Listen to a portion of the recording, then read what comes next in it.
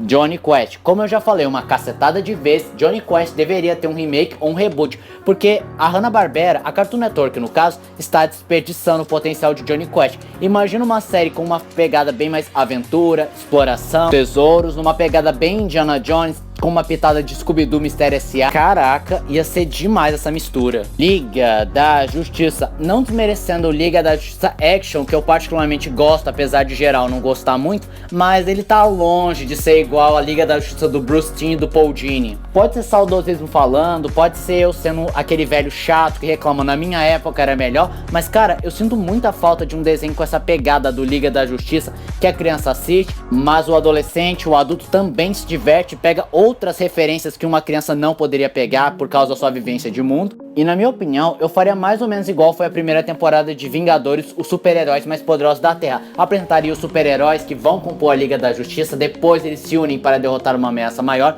Aí teria algumas histórias paralelas, que é da equipe, outras que são histórias individuais, não só dos membros fundadores, mas também de outros super-heróis. E também poderiam adaptar algumas histórias como a Checkmate, talvez o Flashpoint, alguma história lá dos 952, eu não sei, o céu é o limite. Os Vingadores, não me leve a mal, mas na minha opinião sincera, a Disney não está conseguindo acertar nas séries animadas por causa da sua insistência de colocá-los todos no CM, e o que não faz parte do UCM, eles simplesmente não investem muito no roteiro, na animação, no não sei o que. E faz muita falta desenhos como Vingadores, super-heróis mais poderosos da Terra, Espetacular Homem-Aranha, o Homem-Aranha dos anos 90, ou o próprio X-Men anteriormente mencionado. Mas imagina interessante, uma série dos Vingadores mais ou menos na pegada dos super-heróis mais poderosos da Terra, que não perde tanto tempo abordando a história de origem de alguns personagens, mas alguns têm sua história de origem contada por ser bastante interessante, que acaba tendo os primeiros episódios focados só nos personagens que vão compor a equipe, depois eles se juntam,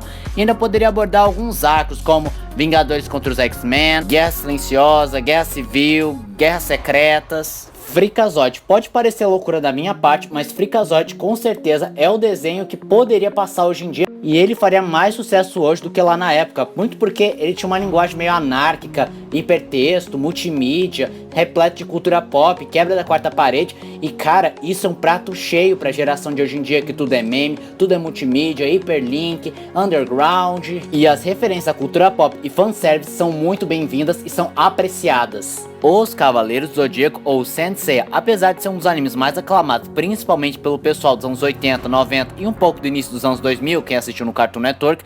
quando eles tiveram acesso ao mangá, perceberam que o anime, além de contrariar várias coisas que o mangá diz, ele complica ainda mais, como por exemplo, o Yoga ser treinado pelo Mestre Cristal no anime, mas mesmo assim tratar o Camus de Aquário como seu verdadeiro mestre, mesmo sendo que no anime deixa claro que eles nunca se viram, enquanto que no mangá sempre foi o Camus o mestre do Yoga, ou por várias ocasiões ele não saber se ele segue o mangá ou ele acaba sendo uma adaptação diferente. E muitos fãs clamam para que haja um Brotherhood do Cavaleiro do Zodíaco, já que o mangá já acabou há mais de 30 anos, então sim, dá pra fazer uma adaptação 100% fiel ao mangá, e mudando uma ou duas coisas, como por exemplo, o número de órfãos, que é muito absurdo e perturbador, sei lá, diminuir de 100 para 20 órfãos, e os Bronze Boys começarem condizentes com a sua idade, eles parecendo meninos de 13 anos até a saga das 12 casas, aí na saga de Poseidon eles parecem mais velhos, para representar seu amadurecimento e crescimento como guerreiros, e também para mostrar que eles não são os mesmos meninos do começo. Dogmons, encerrando a lista com uma produção brasileira que merece um reboot ou um remake.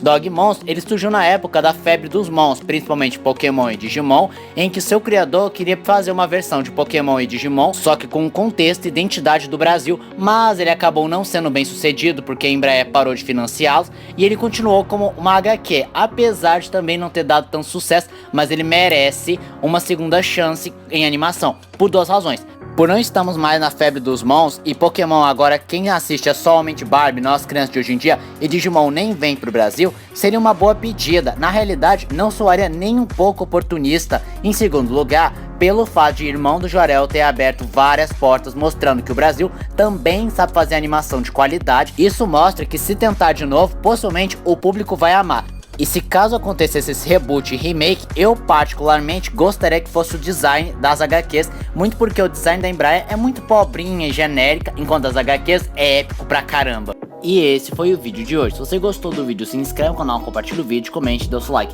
dê sugestões de que vídeos vocês querem ver aqui no canal. Também não esqueçam de ativar as notificações, encher o vídeo de like, caso goste dos meus vídeos. Então, tchau.